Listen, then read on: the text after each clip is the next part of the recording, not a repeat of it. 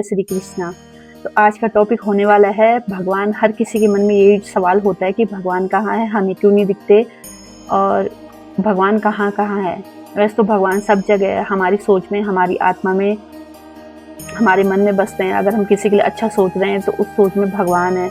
अगर हम किसी के दूसरे के दुख से हमें पीड़ा होती है तो उसमें भगवान है। हमारी अगर किसी दूसरे के लिए कुछ हेल्प करने की इच्छा होती है तो उसमें भगवान है। तो चलो फिर भी एक छोटी सी कहानी के माध्यम से समझते हैं। कृष्ण भगवान के समय की बात है। श्री कृष्ण भगवान जी की 16,108 रानियां थी।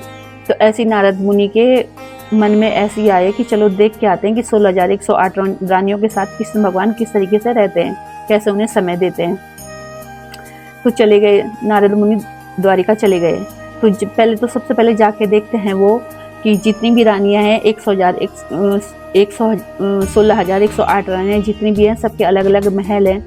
फिर वो एक एक महल में जाके देखते हैं तो श्री कृष्ण भगवान हर रानी के साथ होते हैं उस वक्त। तो अब नारद मुनि हैरान हो जाते हैं। तो उन्हें समझ आ जाता है कि भगवान किसी समय सीमा या किसी शरीर के मोहताज नहीं है, वो हर जगह हर समय हर व्याप्त हैं। उसी प्रकार जीव धरती पे जितने भी इंसान हैं, आत्माएं हैं, भगवान हर इंसान की आत्मा में बसते हैं। ये चीज़ तो क्लियर होती है इन चीज़ों से। अब भगवान हमें किस तरीके से समझना है, क्योंकि जो भगवान के जो नज़दीक होते हैं, जब कभी कभी हमें जब दुख घेरता है तो सिर्फ ऊपर वाले का सहारा ऐसा है जो हमें उस दुख से उबारता है। तो अब वैसे तो भगवान का ही रास्ता एक ऐसा रास्ता है जिसे हम मोक्ष का द्वार भी कहते हैं, क्योंकि हम जो ये धरती पे आते हैं ये हमारे प्रारब्ध होते हैं या संचित कर्मों की वजह से हम आते हैं और उसी प्रकार से हमें सुख या दुख हमें मिलता है।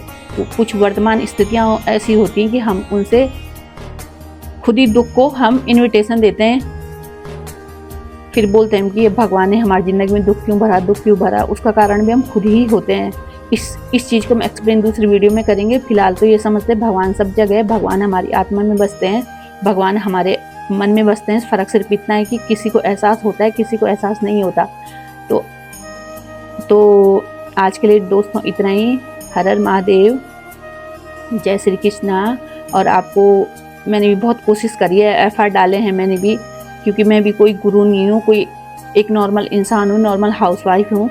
सिर्फ तजुर्बों से सीखा है कि हाँ सच में भगवान होते हैं, क्योंकि हर किसी के जीवन में संकट है, कोई मन दुखी, कोई तन दुखी, कोई धन दुखी।